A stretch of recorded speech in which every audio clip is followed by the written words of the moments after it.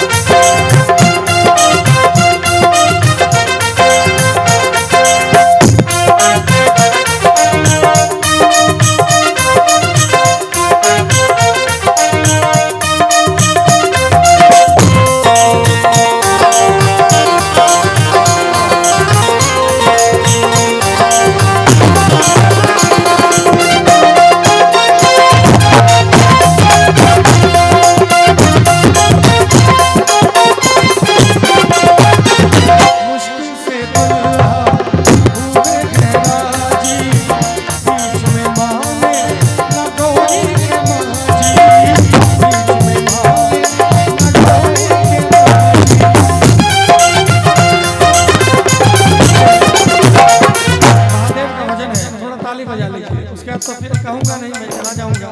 फिर कब भगवान की कृपा होगी, कब मिलेंगे हम लोग, है कि नहीं? मुश्किल से दुल्हा